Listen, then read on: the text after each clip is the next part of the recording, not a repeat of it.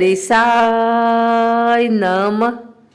आज विनायक चतुर्थी पर आइए सुनते हैं विनायक जी की यह कहानी।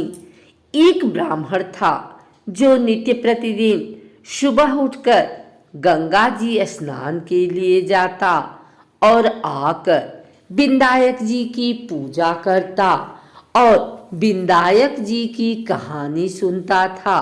उसकी पत्नी को पूजा करना अच्छा नहीं लगता था और वह गुस्सा हो जाती थी।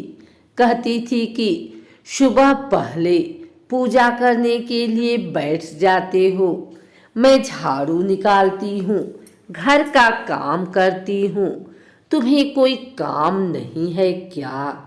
ब्राह्मण उसकी बात को सुनता ही नहीं था। एक दिन ब्राह्मण गंगा जी नहाने के लिए चला गया और पीछे से ब्राह्मणी ने विनायक जी को छुपा कर रख दिया।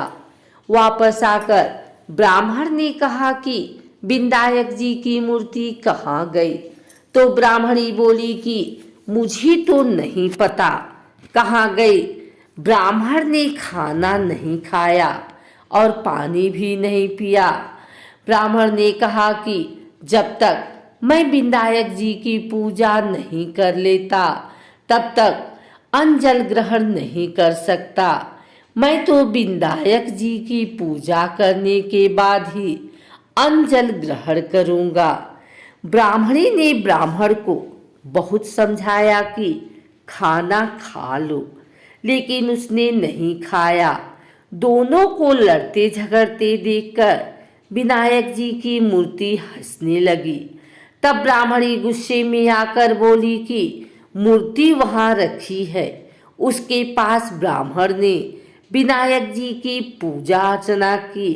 तब अचानक ही विनायक जी की मूर्ति बोल उठी कि तुझे मेरी सेवा करते हुए बहुत दिन हो गए, कुछ मांग। ब्राह्मण बोला कि अन्न मांगू, धन मांगू, जितना दुनिया में सुख है वह सब मांगू। तब विनायक जी ने सारा सुख, धन, अन्न सब ब्राह्मण को दे दिया। ब्राह्मण मूर्ति को मंदिर में रखकर पूजा अर्चना करने लगा। ब्राह्मणी को इतना अन्न धन मिलने से उसकी भी पूजा करने की श्रद्धा जाग उठी और वह भी ब्राह्मण को बोलकर मूर्ति घर में रखवाई और खूब प्रेम से पूजा करने लगी। हे विनायक जी महाराज, जैसे ब्राह्मण को सुख दिया वैसे सबको देना। विनायक जी की कहानी कहने वाले को, विनायक जी की कहानी सुनने वाले को और हुंकारे भरने वाले को और पूरे परिवार को देना। आइए सुनते हैं विनायक जी की एक और कहानी। दो देवरानी और जेठानी थी।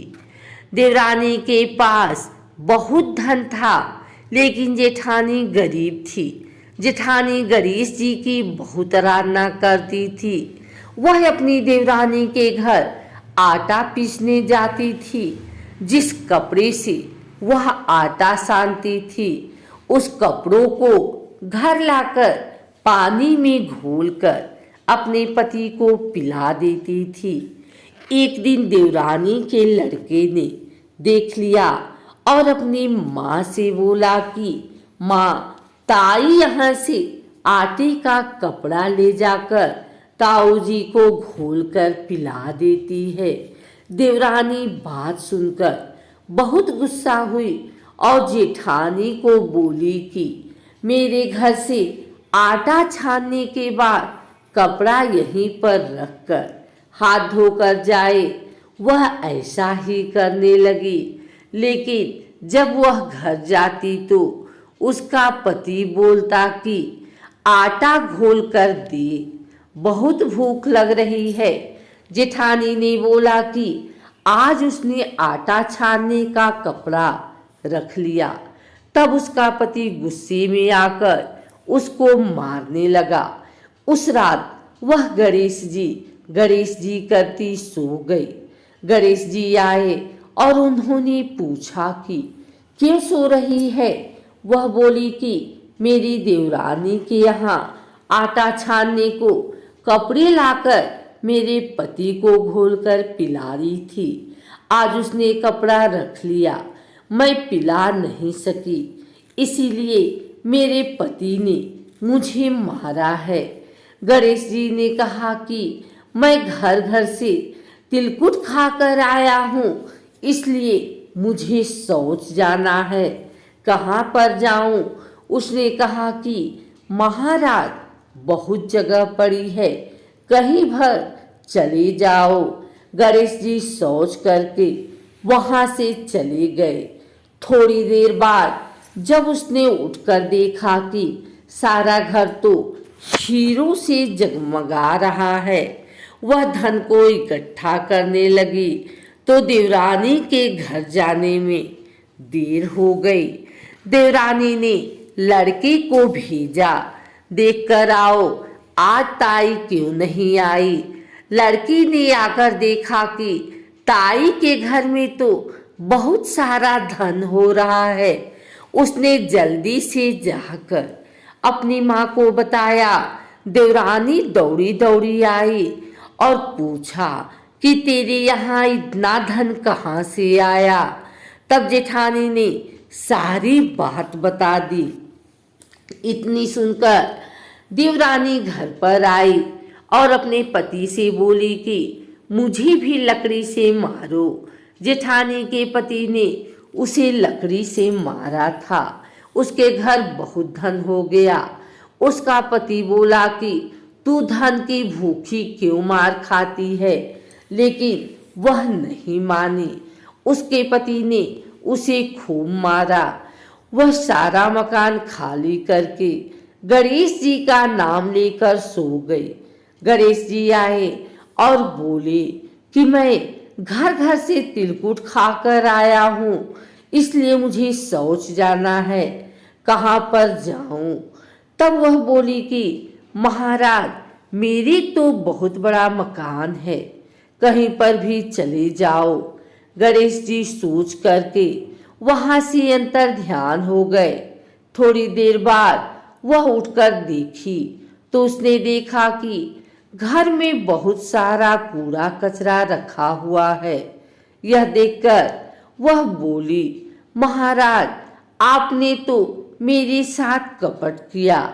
जेठानी को तो इतना सारा धन दे दिया और मुझे कूड़ा करकट दिया। गणेश जी वहां आए और बोले कि तू धन की भूखी मार खाई और वह धर्म की भूखी। देवरानी बोली कि महाराज यह सब कूड़ा कचरा समेटो, मुझे तो धन नहीं चाहिए।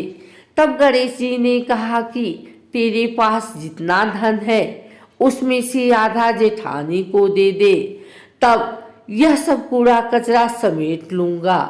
देवरानी ने जब अपने धन में से आधा धन जेठानी को दिया, तब गणेश जी ने अपनी सारी माया समेटी। हे गजानन महाराज, देवरानी को दिया वैसा किसी को मत देना, जेठानी को दिया वैसा सबको देना। विनायक जी की कहानी कहने वाले, विनायक जी की कहानी सुनने वाले, हुंकारे देने वाले को और पूरे परिवार को देना। बोलो गजानन गणेश जी महाराज की जय।